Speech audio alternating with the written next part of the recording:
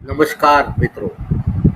आपसे ज़्यादा इंतज़ार मुझे इस घड़ी का बेसब्री से है।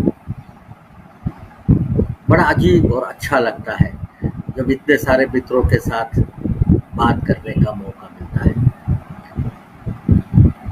आयुष दर्पण जर्नल आयोजित नाड़ी परीक्षा वर्कशॉप के इस तीसरे पुष्प में आप सबका मनपूर्वक स्वागत और हृदय से आभार।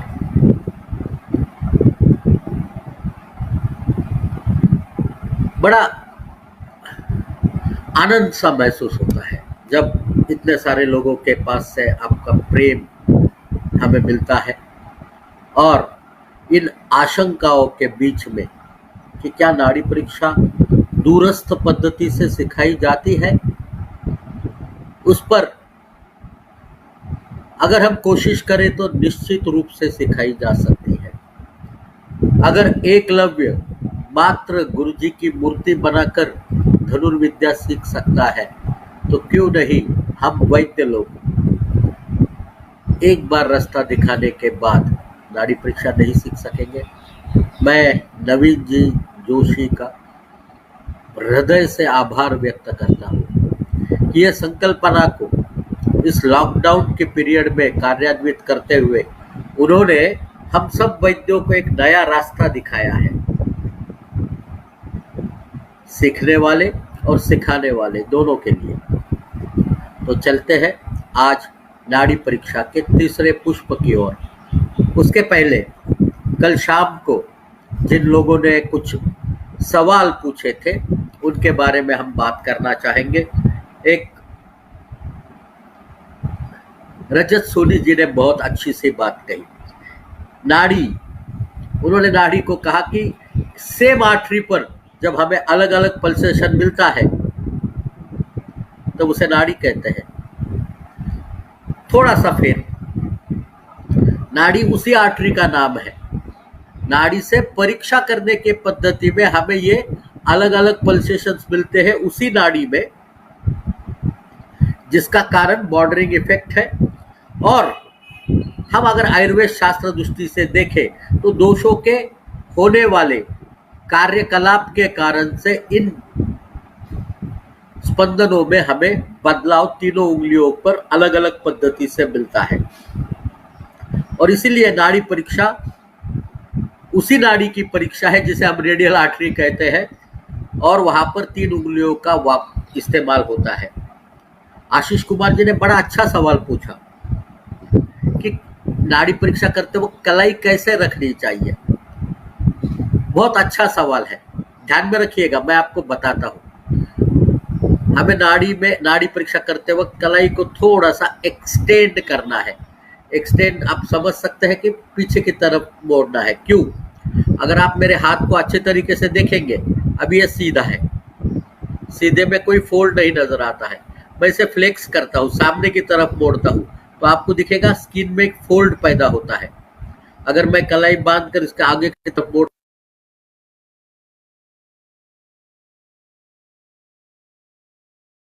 दाढ़ी परीक्षा करने के लिए हाथ आपको पीछे की तरफ थोड़ा सा कलाई को मोड़ना है, जिससे कि यहाँ की त्वचा खींची जाए एक्सटेंशन के कारण से और हमें ज्यादा आसानी से एक्सेशन हो। बहुत ही सही सवाल आशीष कुमार जी, बहुत धन्यवाद। ये मुद्दा हमारे बताने में से कल निकल चुका था। रजत सोनी जी ने पूछा था कि अगर पल्स प्रेशर सिस्टोलिक और डायस्टोलिक के बीच वाला डिफरेंस मात्र है तो वो हमारे तीन उंगलियों पर अलग अलग कैसे लगता है। पल्स प्रेशर तो वही रहता है, स्पंदनों में बदलाव लगता है और स्पंदनों में बदलाव रखना ये एरोडायनामिक्स के कारण होता है। वहां पर जो विस्कस फ्लूइड एक इलास्टिक ट्यूब के अंदर से बह रहा है उसको बॉर्डरिंग करने के कारण से होता है। नाड़ी परीक्षा का सबसे बड़ा सटीक और शास्त्रीय कारण वही है।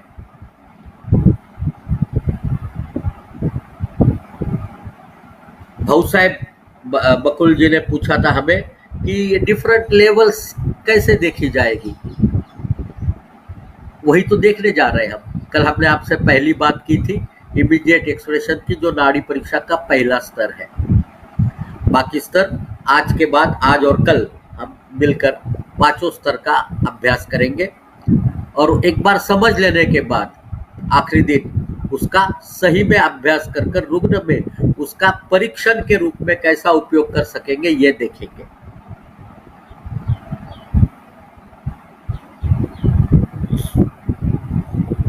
सुनीता कुलकर्णी जी ने एक बात पूछी थी कि जहां हमने तर्जनी रखी है उसके सामने अगर पल्सेशन मिलता है, मैं ये नहीं समझ पाया हूं कि सामने पल्सेशन से उनका क्या मंतव्य है, क्योंकि नाड़ी की, हम यहाँ नाड़ी लिए और तर्जनी को घुमाए, यहाँ पर हमें पल्सेशन लगता है। नाड़ी चूंकि आगे भी बहने वाली है, फ्रंट का मतलब उनका आगे की तरफ से होगा, तो निश्चित रूप से क्योंकि नाड़ी यहाँ से निकलकर एनाटॉमिकल स्नब बॉक्स से होकर आपके यहाँ पर एक आर्च बनाती है और अल्नर के साथ आकर मिलती है, तो आगे तो पल्सेशन लगेगा, पर फ्रंट का मतलब अगर वो मीडियल साइड को कहती है तो जरा थोड़ी सी दिक्कत आएगी समझने में। तो आप एक बार उस प्रश्न को स्पष्ट करेंगी तो मैं ज्यादा सटीक उत्तर दे पाऊंगा। एक प्रश्न सुमन शर्मा जी ने पूछा था कि हमने अनियमित नाड़ी के बारे में तो बताया। अनियमित नाड़ी का मतलब है कि हृदय और रक्तवह का कहीं ना कहीं संपर्क संबंध उस प्रकृति या विकृति की अवस्था में हो रहा है, पर नियमित नाड़ी का क्या मतलब? अब बड़ा पशुपेश वाला सवाल है, पर जैसे कि हमने जहां पर नहीं बताया है, नियमित नाड़ी का मतलब ये नहीं है कि आपका हार्ट बिल्कुल नॉर्मल हो सकता है। नियमित नाड़ी का मतलब इतना ही है कि व्यक्त रूप में उस समय पर हृदय या रक्तवह का सीधा संबंध आप एस्टेब्लिश नहीं कर सकते हो।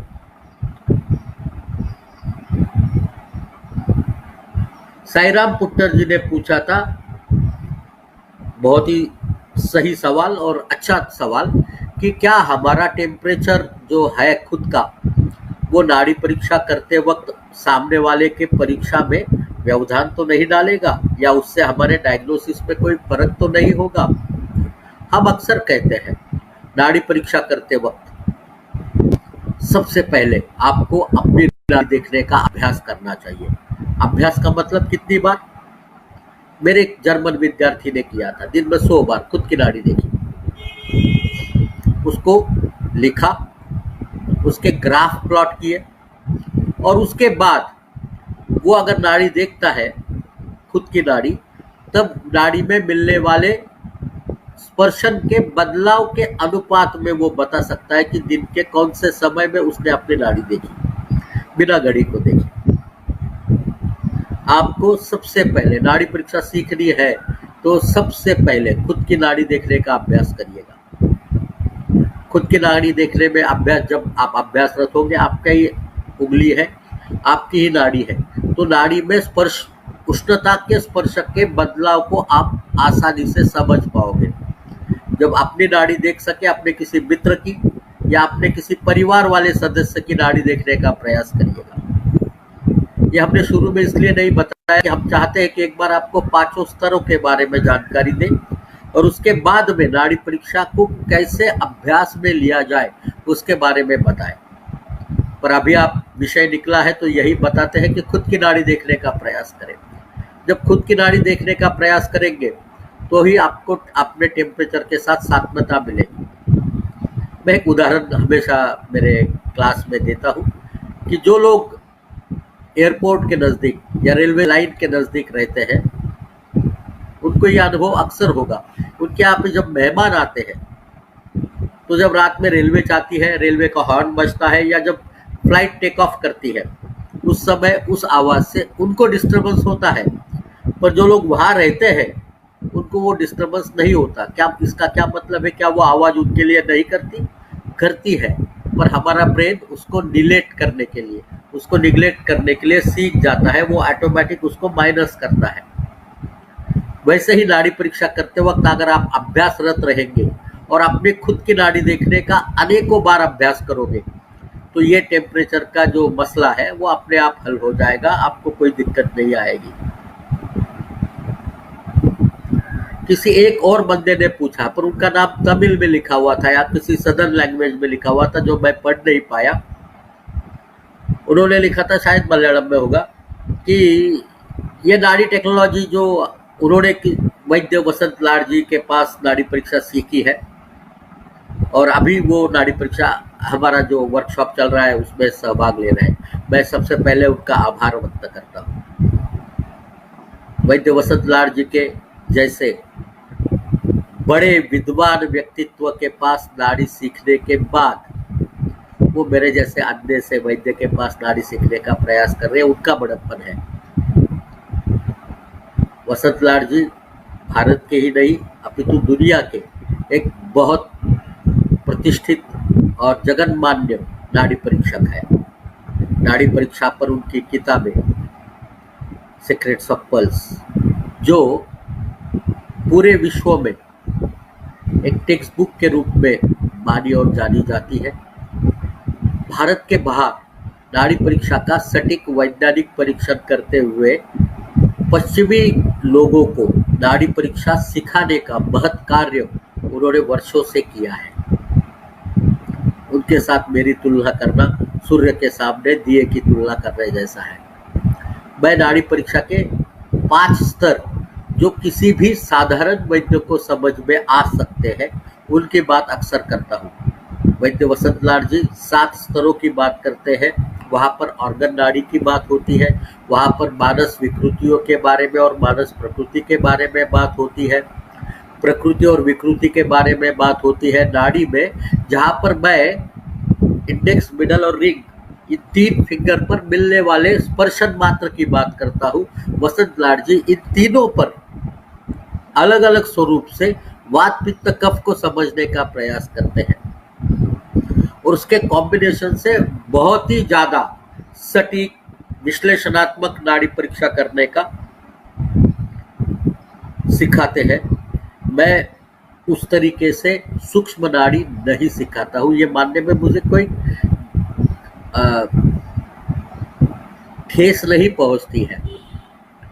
मैं ये मानता हूँ कि जो नाड़ी परीक्षा मैं सिखाता हूँ वो नाड़ी परीक्षा, जैसे हम माँ के पास पहली बार खाना बनाने सीखते हैं तो जो हम शुरुआती पदार्थ सीखते हैं, वैसे नाड़ी परीक्षा सीखने वालों के लिए जो नए वैद्य हैं, जिन्होंने नाड़ी परीक्षा के बारे में सुना मात्र है, देखा है, उन लोगों को करते हुए देखा है, पर नाड़ी परीक्षा कैसे सीखी जा सकती है इसके बारे में ज़्यादा अनुभव या ज्ञान नहीं है, उनके लिए एक आसान स्वरूप की नाड़ी परीक्षा जो किसी भी वैद्य को करते आने चाहिए, उस तरीके की नाड़ी परीक्षा मैं सिखाने का प्रयास करता हूं। तो दोनों का कंपैरिजन नहीं हो सकता और मैं दोनों के टेक्निक को एक साथ मिलाना कि मेरे बस की बात नहीं है। शायद लाड साहब अगर चाहे तो वो इसमें अधिक प्रकाश डाल सकते हैं। मेरा मानना है कि मेरी नाड़ी परीक्षा का जो ट्रेनिंग का स्तर है वो आपकी फर्स्ट स्टेप ऑफ लर्निंग है।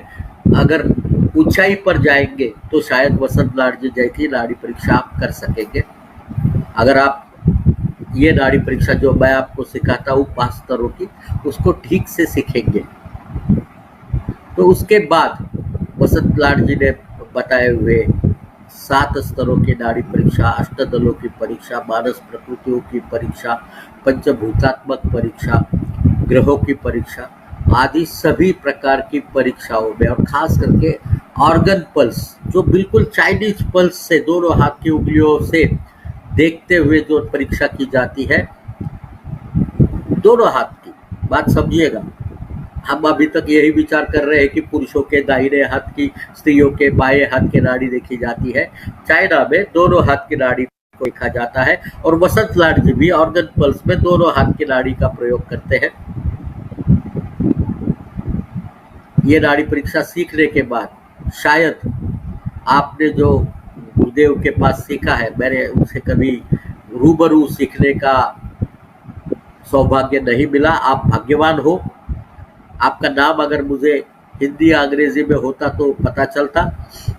मैं आपसे पुनः एक बार धन्यवाद के साथ ये कहना चाहूँगा कि ये नाड़ी परीक्षा के जो 5 स्तर हम आपसे बात कर रहे हैं, उसके बाद शायद ऐसा हो सकता है कि आपको नाड़ी परीक्षा के जो बाकी 2 स्तर है, या ऑर्गन नाड़ी है उसको समझने में ज़्यादा आसानी हो सकती है, क्योंकि proximal, central and distal curvature पर जो पल्सेशन लगता है उनको अलग से समझना और अलग से समझकर उनका निदान में प्रयोग करना, ये वैशिष्ट्यपूर्ण काम वसंत लाड जी की नाड़ी करती है, जो मेरी नाड़ी नहीं करती। मुझे लगता है कि यहाँ तक आपको बात मेरी समझ में आएगी। एक प्रश्न और आया था कि हम नाड़ी परीक्षा जब इमीडिएट लेवल में देखते हैं तो चुभने वाला जो है वो विकृति निदर्शक है, तो क्या दूसरे, तीसरे, चौथे, पांचवें और छठे बिंदु पर भी हमें चुभने वाला या मृदु अलग से देखना चाहिए क्या?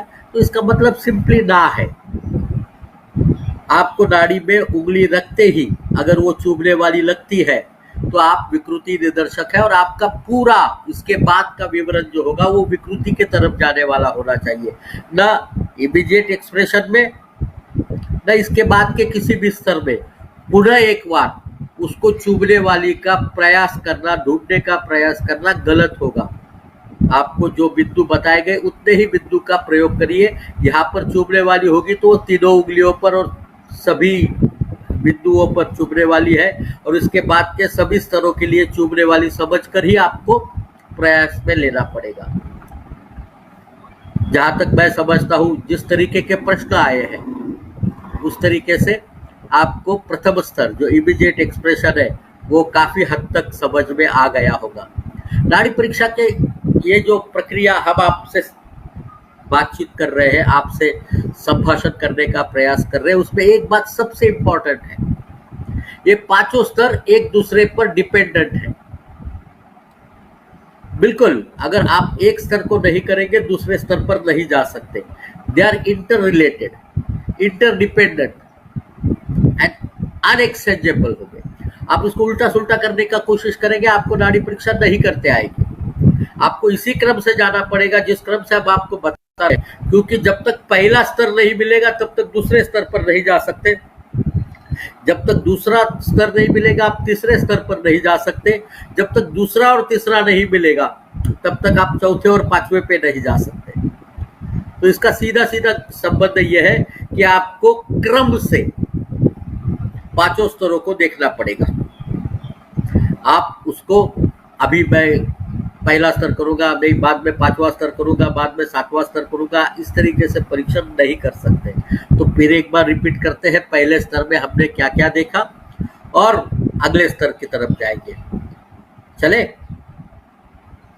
नाड़ी परीक्षा करते वक्त आपको आपके तर्जनी को अंगूठे के नाखून के बीच में से लेते हुए आर्म आपके बाहु के पार्श्व से लेके जाना चाहिए, और वहां पर जब आपको ये बॉडी प्रोमिनेंस मिलेगा वहां से मीडियल जाकर आपको पल्सेशन को आइडेंटिफाई करना पड़ेगा, और पल्सेशन जैसे ही मिले उसके बाद दूसरी उंगली और उसके बाद तीसरी उंगली जिसमें तर्जनी अंगूठे के पास हो, मध्यमा उसके बाद और अनामिका उसके अंत के कर्पूर की तरफ हो। इस तरीके से रखकर नाड़ी में आपको 6 बिंदु का प्रयास करना चाहिए।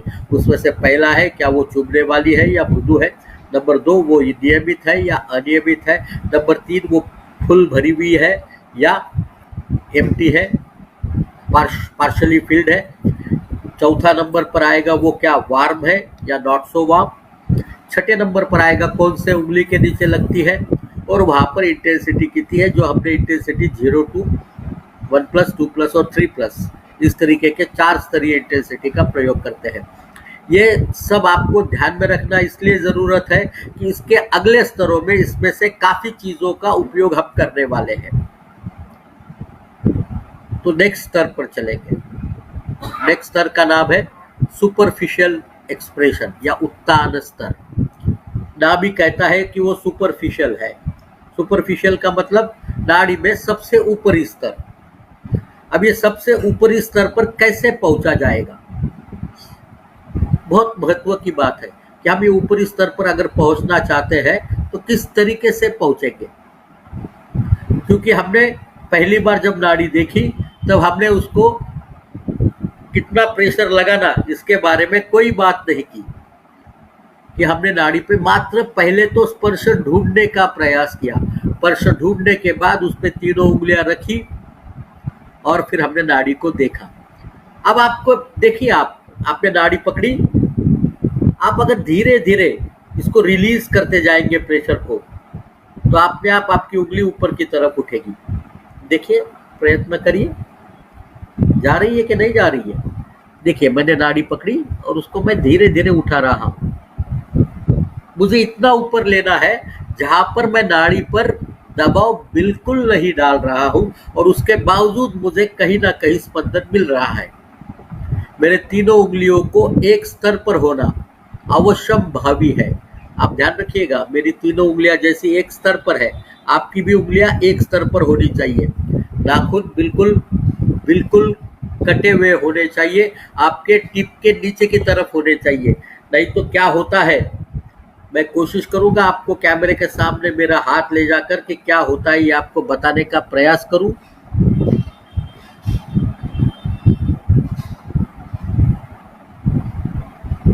यहाँ पर एक वर्ण वस्तु देख पा रहे हैं क्या आप? ये जो सेमी सर्कुलर मार्क है, मैं जर्मनी में पढ़ा रहा था और एक मेरी स्टूडेंट थी, हम लोग साथ में 10-15 लोग बैठे हुए थे, उनको नाड़ी परीक्षा के बारे में बता रहा था, मेरा हाथ उनके हाथ में था, तब मैं लोगों को बताता था कि मेरी नाड़ी आप देखिए, क्या लगता है बताइए।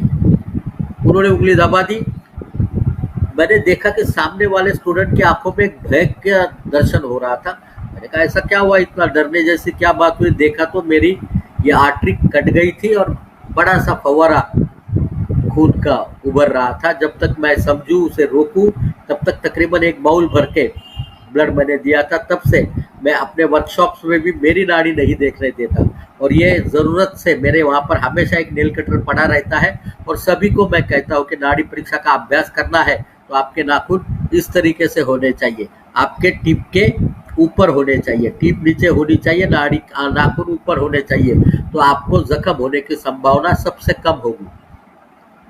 तो आपने बिल्कुल बिना दबाव के स्पर्श तो बरकरार अपने नाड़ी का स्पर्श पहले ही किया है इमीडिएट एक्सप्रेशन में। ध्यान में रखिएगा, आपको ऊपर से जाके ढूंढना होगा तो आपको मुश्किल है, क्योंकि आपको स्पर्श कहाँ मिलने वाला ये पता नहीं है। पर जब आपने इमीडिएट एक्सप्रेशन में स्पर्श को समझा है, भली भांति उसकी नोटिंग की है, तो वहीं से आपको धीरे धीरे ऊपर की तरफ जाना है। जब मिनिमम प्रेशर पे आपको पल्सेशन मिलना शुरू हो जावे, उससे ऊपर उठेंगे तो पल्सेशन रुक जाना चाहिए, क्योंकि आपकी उंगली आपकी त्वचा से विलग हो जाएगी। जब वहां पर आपको पल्सेशन मिलना शुरू होगा, यही वही जगह है जहां पर हमें नाड़ी के गति के बारे में पता चलता है। उसके बारे में हम बाद में देखेंगे। यहाँ पर हमें क्या देखना है उसकी बात पहले करते हैं। यहाँ पर हम 3 चीजें देखते हैं। जब हम मिनिमम प्रेशर पे होते हैं तो 3 चीजें देखते हैं।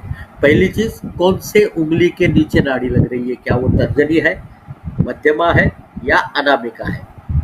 हमें कौन से उंगली के नीचे स्पर्श लग रहा है और हर उंगली के नीचे उसकी इंटेंसिटी क्या है। यहाँ पर इनका मंतव्य अलग अलग है, यहाँ पर इनका मंतव्य अलग अलग है। यहाँ पर जैसे हमने इमीडिएट एक्सप्रेशन में देखा तो वहाँ इंडेक्स फिंगर कहता है बॉडी का नीचे वाला हिस्सा, मिडिल फिंगर कहता है बॉडी के बीच वाला हिस्सा और रिंग फिंगर कहता है बॉडी के ऊपर वाला हिस्सा। यहाँ पर जब आप सुपरफिशियल पर आते हैं तो इंडेक्स फिंगर या तर्जनी आपको जानकारी देती है वातस्थान की। वातस्थान तो डेफिनेटली आप सबको याद होंगे, है पक्वाशय कटिन शक्ति श्रोत्र अस्थि स्पर्शनेन्द्रियम स्थानम वातस्य तत्रापि पक्वाधानम विशेषतः। जो सामान्य वायु के स्थान है, वैसे तो तीनों दोष व्यापीन है, वो पूर्व शरीर में व्याप्त है और सभी शरीर के सभी कोशिकाओं के माध्यम से अपना कार्य करते आए, पर उनके कुछ स्थान विशेष है। ये स्थान विशेष हमें संप्राप्ति में विशेषता कारीगर होते हैं, जहां पर हमें स्थान वैगुण्य को ढूंढना पड़ता है। तो ये तर्जनी सुपरफिशियल एक्सप्रेशन में हमें जानकारी देती है वात स्थान की। मिडिल फिंगर हमें जानकारी देती है पित्त स्थान की। नाभिरामाशय स्वेदो लसिका रुधिरम रसाः दृक् स्पर्शनम च पित्तस्य नाभिरत्र विशेषतः। यह हमें जानकारी देती है कौन से चीजों की, नाभिरामाशय स्वेदो लसिका रुधिरम रसाः दृक्स्पर्शनम च पित्तस्य नाभिरत्र विशेषता। ये पित्त के जो स्थान है उनके बारे में जानकारी हमें मिलती है अगर हमें स्पंदन मिडिल फिंगर पे मिलता है। अगर हमें रिंग फिंगर पर पल्सेशन मिलता है तो आप होशियार हो सभी, मुझे पता है आप सभी के दिमाग में आ गया होगा ये कफ के स्थान होने चाहिए। और कफ के स्थान कौन से? उरक कंठ शिरक क्लोभ पर्वाणि आमाशयो रसाः मेदो घ्राणम च जिह्वा च कफश्च सुतरामुरा। उरक कंठ शिरक क्लोभ पर्वाणि आमाशयो रसाः मेदो घ्राणम च जिह्वा च कफश्च सुतरामुरा। ये कफ के स्थान है। अब आपको वात पित्त कफ के स्थान के बारे में पता चला। यहाँ पर आपको दूसरी चीज जो देखनी है वो है इंटेंसिटी। हर उंगली के नीचे 0 to 3+ के बीच में 0, 1+, 2+ और 3+। 1+ का मतलब है वीक पल्सेशन, 2+ का मतलब है मॉडरेट पल्सेशन और 3+ का मतलब है स्ट्रॉन्ग पल्सेशन। आपको ये आइडेंटिफाई करना है यहाँ पर, आपको ये यहाँ पर आइडेंटिफाई करना पड़ेगा कि आपको पल्सेशन कौन से उंगली के नीचे मिलता है।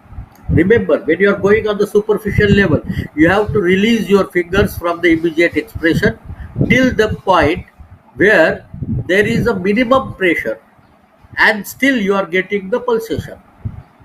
The pressure has to be the minimum and you should get the pulsation. That is the area which is called as superficial expression. Here you have to see the three things. Under which finger you are feeling the pulsation, either it is index, middle or ring, or it can be 2, it can be 3. And then what you have to see is the intensity of the pulsation at that area. In this particular level, index finger tells you about Vata sthana, middle finger tells you about Pitta sthana, and ring finger tells you about Kapha sthana. And intensity is always counted as 0 is low pulsation, 1+ is weak pulsation, 2+ is moderate pulsation and 3+ is strong pulsation. ये जो minimum pressure से जाने की बात है, मैं हमेशा एक प्रात्यक्षिक लोगों को बताता हूँ। वो है, आपने अगर तितली को देखा होगा, अगर आपने तितली को देखा होगा, जिंदा तितली को किसी फूल पे बैठते हुए, तो वो पंखुड़ियों पर अपने आप को टिकाती है और वहां से मधु का सेवन करती है। अब ये तितली उस पंखुड़ी से बहुत अधिक वजनदार है, उसके बावजूद उस पंखुड़ी में कोई हलन चलन नहीं होती, क्योंकि वो अपना वेट अपने पंखों पर बैलेंस करती है। आपको भी यही करना है, नाड़ी पे एक तितली जैसे बैठना है। और वो बैठने के पहले आपने नाड़ी को पहले अच्छी तरीके से दबाना है, पकड़ना है, ढूंढना है, और उसके बाद धीरे धीरे आपके वजन को कम करते हुए मिनिमम प्रेशर के साथ नाड़ी देखनी है। ये हुआ सुपरफिशियल एक्सप्रेशन। यहाँ पर सबसे इंपॉर्टेंट बात जो है वो है गति। हम अक्सर नाड़ी परीक्षा करते वक्त सर्प गति, मंडूक गति, हंस गति, कपोत गति, गज गति, पारावत गति, जलौका गति, पिपीलिका गति और नारे कितने गतियों के बारे में सुनते आए हैं, पढ़ते आए हैं। अलग अलग लोग अलग अलग पद्धति से बताते आए हैं, बिल्कुल कमल गति के जैसे भी बताते, लोटस। पर सर्वमान्य और सामान्य रूप से 3 गति में कोई विरोध एक दूसरे का नहीं है। जितने भी परावर्ती लेखक हैं, जितने भी शास्त्र के नाम से हम जितने भी ग्रंथ को देखते आए हैं, दोनों तरफ, वो फिर अंग्रेजी में हो, हमारे स्थानिक भाषाओं में, अनेक पद्धति की गतियां बताई गई है, पर सबसे कॉमन जिसमें कोई डिस्प्यूट नहीं है वो 3 गतियां हैं। जैसे वात की सर्प गति, पित्त की मंडूक गति और कफ की हंस गति। ये तीनों गतियां तो मालूम है, बताई भी गई है, पर क्या हमें नाड़ी के नीचे सर्प मिलता है, मंडूक मिलता है या हंस मिलता है, या उनका कोई प्रमाण मिलता है? बिल्कुल नहीं मिलता। इसलिए सबको अगर डिफिकल्टी किसी को लगती होगी तो वो ये गतियों को कैसे पहचाने। नाड़ी परीक्षा करने वाले जो भी विद्यार्थी मेरे जैसे लोग हैं, उनको सबसे शुरू में यही प्रश्न बहुतायत में पड़ता है कि नाड़ी में गतियां तो कही गई, पर ये गतियों को समझे कैसा, गतियों को समझे तो समझे कैसा। तो बहुत आसान है, आपको मिलने वाला सिर्फ एक ही चीज है। आपको नाड़ी में कभी ट्यूब का एहसास होता है क्या? आपने पल्स इतनी बार देखी होगी, अनेकों रुग्णों की देखी होगी, मेरे नाड़ी परीक्षा के व्याख्यान सुनने के पहले भी देखे होंगे, बाद में भी देखे होंगे। हमें कभी नाड़ी एक ट्यूब के रूप में महसूस होती है? नहीं होती है। हमें नाड़ी में महसूस क्या होता है, ध्यान में रखना, इस बात को बांध के रखना, बिल्कुल गांठ बांध के। नाड़ी में हमें महसूस सिर्फ वो चीज होती है जो स्पंदन है, जो थ्रॉब है, वही चीज महसूस होती है। तो हमें नाड़ी में वो स्पंदन में इनका सिमुलेशन देखना है। ये जो प्राणी है, जो जानवरों के नाम लिए गए हैं, वो कैसे चलते हैं, उनकी गति कैसे होती है, इनको अगर हम सही तरीके से एनालाइज करें, समझने का प्रयास करें, तो वो स्पंद में किस रूप से दिखेंगे, ये समझे तो गति समझना आसान होगी। वरना अगर हम सर्प को ढूंढते रहे, मंडूक को ढूंढते रहे या हंस को ढूंढते रहे, तो ये गतियां हमें कभी नहीं मिल सकती। तो कैसे होती होगी? पहले हम लेते हैं सर्प गति। सर्प किस तरीके से चलता है, इसके बारे में आप सभी को अच्छे तरीके से पता है। कहाँ रखे भाई पेन?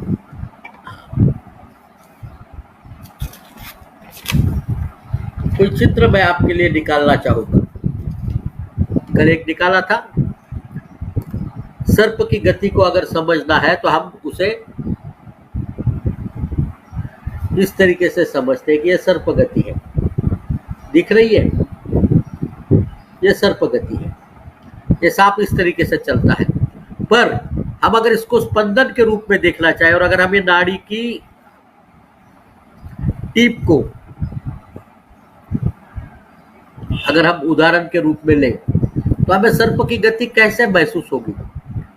कभी स्पंदन यहाँ, कभी स्पंदन यहाँ लगे, कभी स्पंदन यहाँ लगे, कभी स्पंदन यहाँ लगे, कभी स्पंदन यहाँ लगे, कभी स्पंदन यहाँ लगे। तो आपको देखो एक सिमुलेशन मिलेगा कि एक सर्प के जैसे आकार में कोई चल रहा है।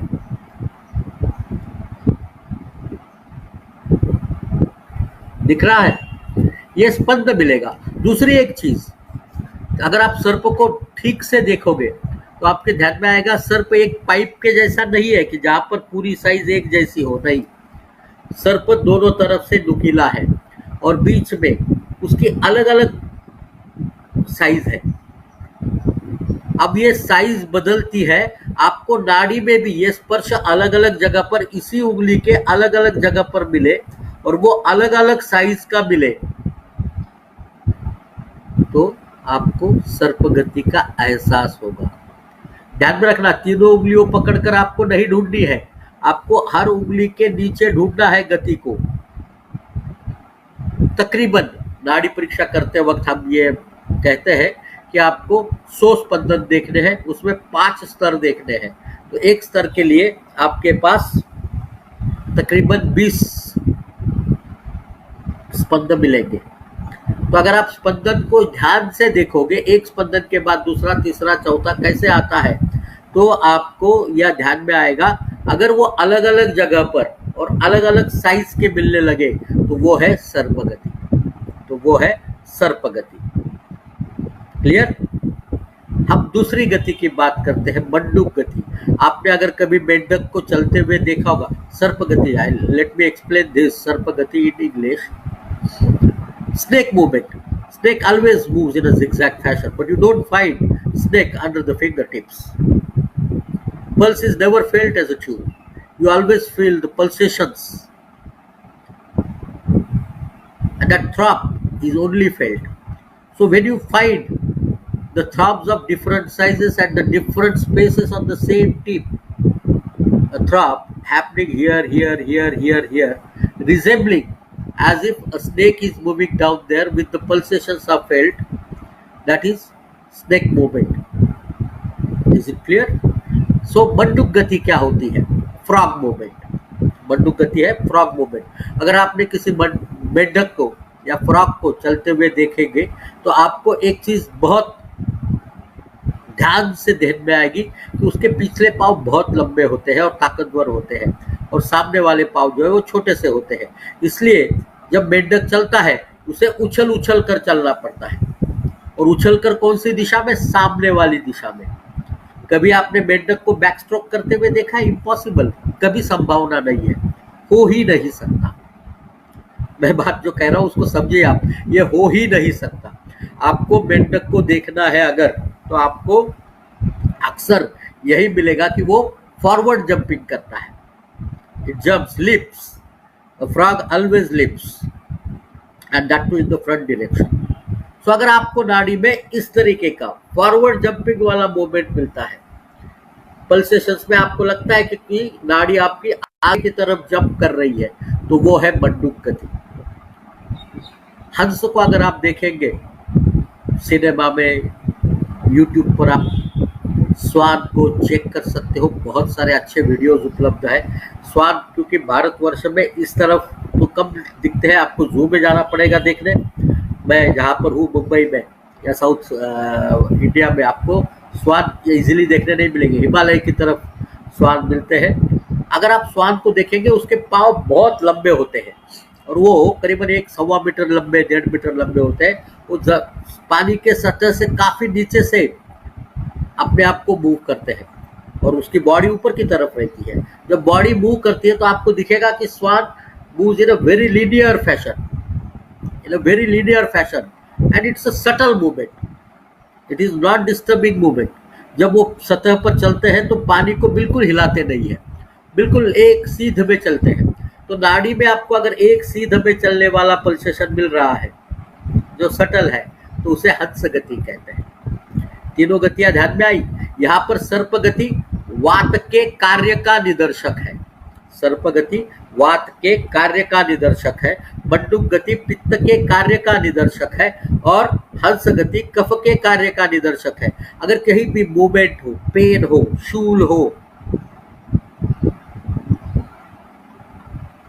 तो वो वात के कार्य बताता है, वहां पर आपको सर्प गति मिलेगी। कहीं पर भी इन्फ्लेमेशन हो, सूजन हो, परिवर्तन हो रहा हो, पाचन की प्रक्रिया हो रही हो, दहा हो रहा हो, तो आपको मंडूक गति मिलेगी। और कहीं कंजेशन हो, एक्यूमुलेशन हो, रुका गया हो, अवरोध हो, तो आपको हंस गति मिलेगी। ध्यान में रखना, ये जो द्वितीय स्तर है जिसको हम सुपरफिशियल एक्सप्रेशन कहते हैं, यहाँ पर हमें दोषों के बारे में ज्ञान होता है। सो frog, it always leaps. So when you have the leaping movement under the fingertips, it is called as frog movement. And as the swan moves very in the linear fashion and at having very subtle movements, not disturbing to the surface of the water, if such kind of linear pulsations you are finding under the pulse tip, it is considered as hunt or swan movement. When you find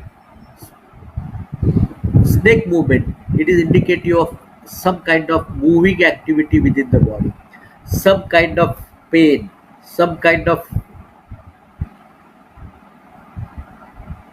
spasticity in the body. Then, like tremors, you get it when there is a snake movement. When you are having the frog movement, it is indicative of inflammatory changes, the raised temperature, the burning. And when you have the swan movement, it is indicative of congestion, accumulation, stoppage. So this is the second level of the pulsation. नाड़ी की दूसरी स्तर में हमें दोषों का ज्ञान होता है। समझिए कि अगर हमें तर्जनी के नीचे सर्प गति मिलती है तो हमें वात स्थान में वात के कार्य के बारे में पता चलता है। हमें तर्जनी के नीचे मंडूक गति मिलती है तो वात स्थान में पित्त के कार्य का पता चलता है। हमें तर्जनी के नीचे हंस गति मिलती है तो वात स्थान में कफ के कार्य का पता चलता है। वो इंटेंसिटी वो बताएगी कितनी तीव्रता से कार्य हो रहा है। सेम वस्तु हमें पित्त स्थान में अगर सर्प गति मिलती है तो पित्त स्थान में वात का कार्य बताएगा। पित्त स्थान में हमें फ्रॉग मूवमेंट मिलती है, मंडूक गति मिलती है तो पित्त स्थान में पित्त के कार्य को बताएगा। पित्त स्थान में हमें मिडिल फिंगर पर अगर हमें स्वान मूवमेंट या हंस गति मिलती है तो वो पित्त स्थान में कफ के कार्य को बताएगा। जैसे हमें रिंग फिंगर की, अनामिका की बात करेंगे, यहाँ पर हमें सर्प गति मिलती है तो कफ स्थान में वात के कार्य को दर्शाएगा। यहाँ पर हमें मंडूक गति मिलती है तो कफ स्थान में पित्त के कार्य को दर्शाएगा, और अगर हमें हंस गति मिलती है तो कफ स्थान में कफ के कार्य को दर्शाएगा। इसलिए दोषों की स्थिति, दोषों के स्थान और वहां पर होने वाले कौन से दोषी कर्म है उनके बारे में जानकारी हमें द्वितीय स्तर पर मिलती है, इसलिए हम द्वितीय स्तर को दोष स्तर कहते हैं। इसके बाद हम तीसरे स्तर की तरफ चलेंगे।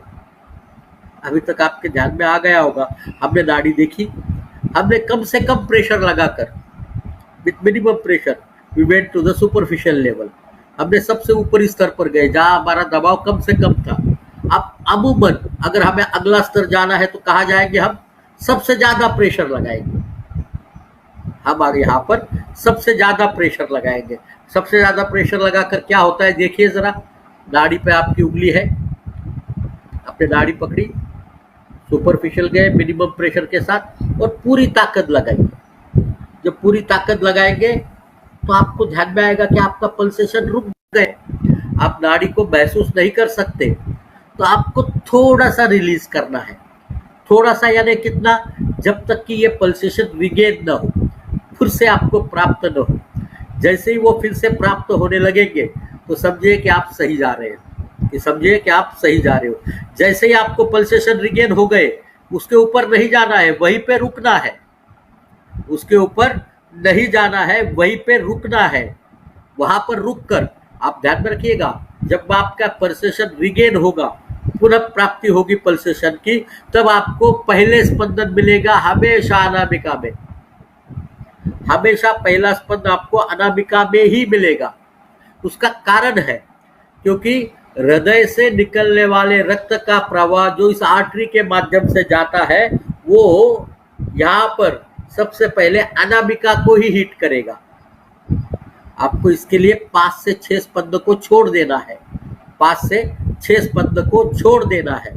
और 5 से 6 स्पंदन छोड़ देने के बाद आपको ध्यान में आएगा कि ये स्पंदन आपके तीनों उंगलियों पर एक स्थिरता के रूप में आएंगे।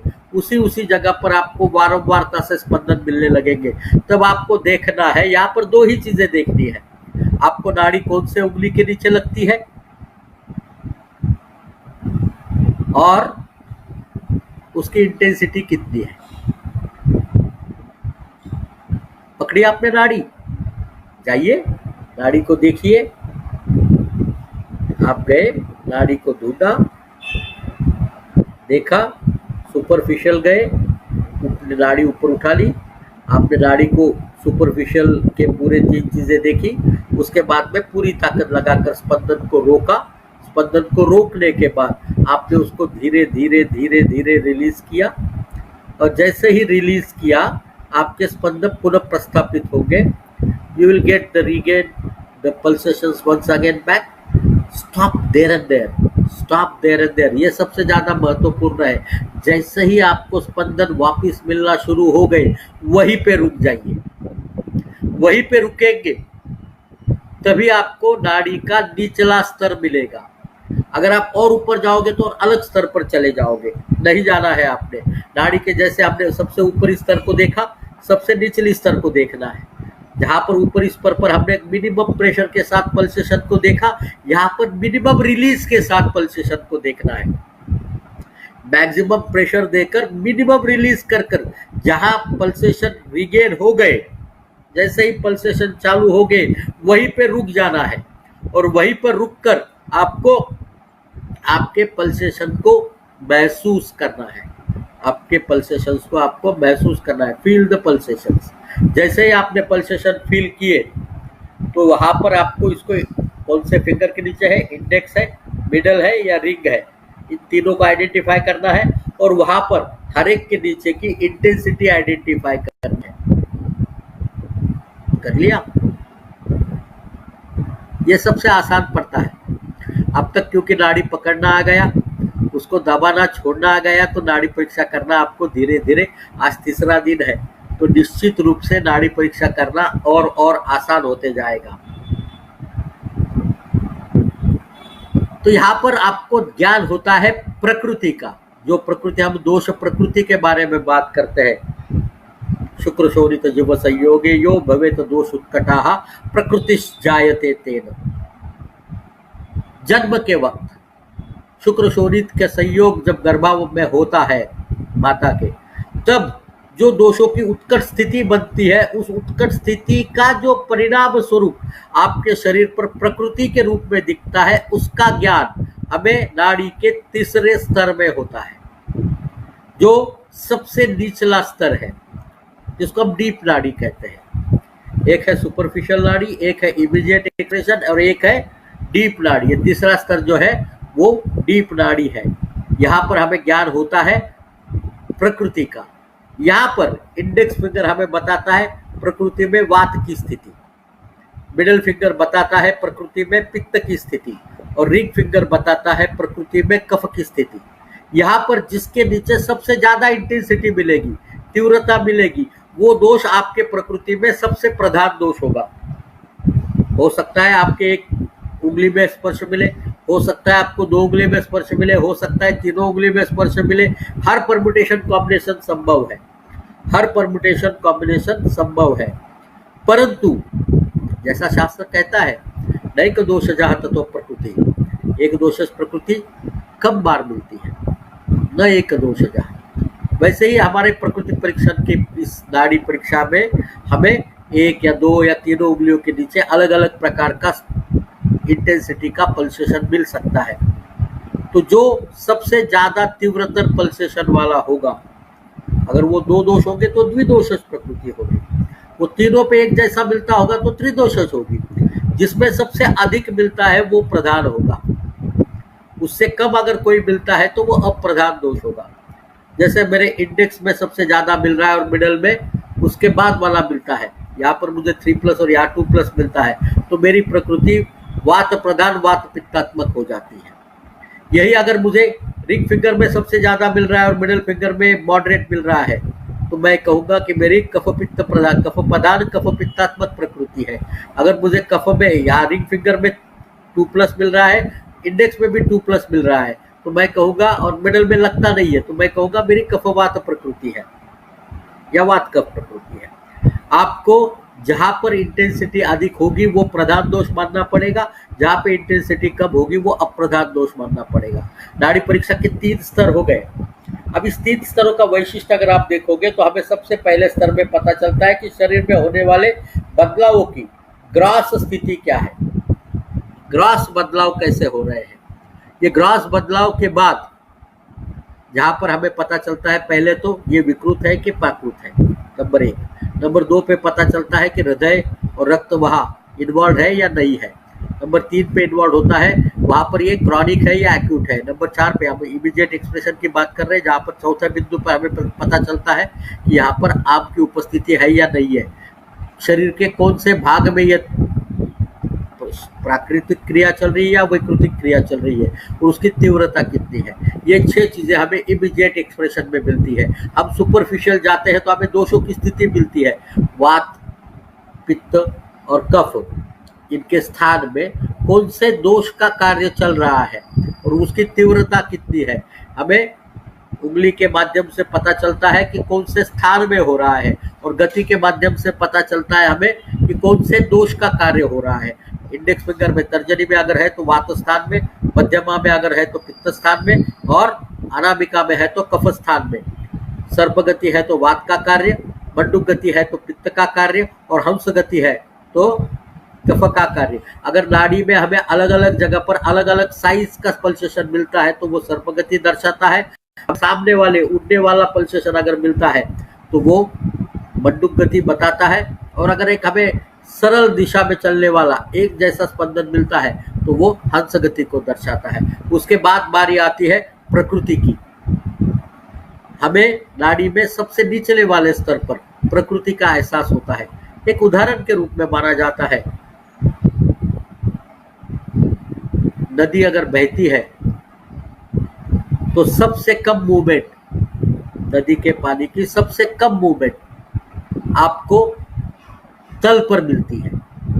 नाड़ी एक नदी का ही स्वरूप है, तो जो कम से कम मूवमेंट होती है, जैसे ऊपरी भाग है या दोषों की स्थिति है, वो हमें तात्कालिक आप भी क्या घट रहा है वो बताता है। तो जो नहीं बदलने वाली भाग है वो हमें नाड़ी के सबसे निचले स्तर पर मिलता है, और नहीं बदलने वाला पोर्शन वही है जिसको हम प्रकृति के रूप में जानने जाते हैं, जो अमूमन एक बार तय हो गया कि वैसे ही कायम रहता है। अब बात समझिए, नाड़ी परीक्षा के 3 स्तर हो गए। यहाँ पर आपको प्रकृति पता है, वो बीमार है या हेल्दी है ये भी पता है, और दोषों की स्थिति भी पता है। तो प्रकृतिस्थ दोषों से अगर आपकी अभी की दोष स्थिति में आपको बदलाव मिलता है और वो अगर प्रीकिंग नाड़ी है, तो हमें विकृति के बारे में सोचते आएगा, उसकी संप्राप्ति की संभावना के बारे में सोचना शुरू होगा।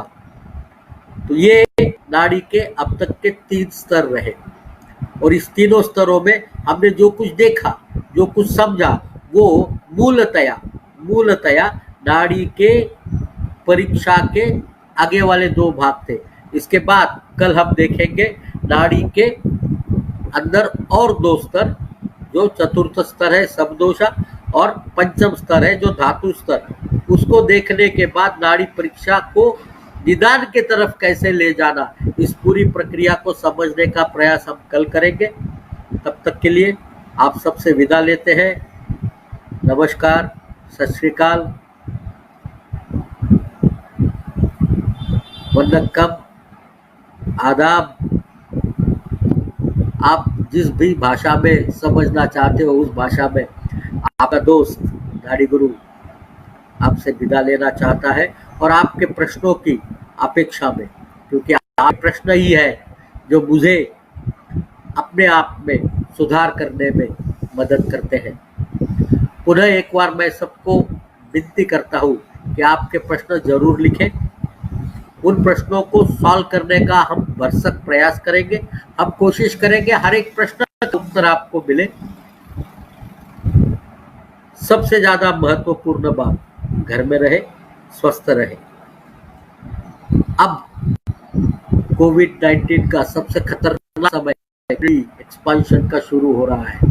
मैं जिस शहर में हूँ वो भारत का सबसे हॉटेस्ट स्पॉट है मुंबई, और यहाँ पर पिछले 3 दिनों से लगातार रोज 100 की मात्रा में संख्या में मरीज मिल रहे हैं। बहुत सारे डॉक्टर भी इससे पीड़ित हो रहे हैं, मेडिकल स्टाफ भी पीड़ित हो रहा है। सबके स्वास्थ्य की कामना करते हुए आप सबसे आज्ञा चाहता हूँ। नमस्कार, टेक केयर।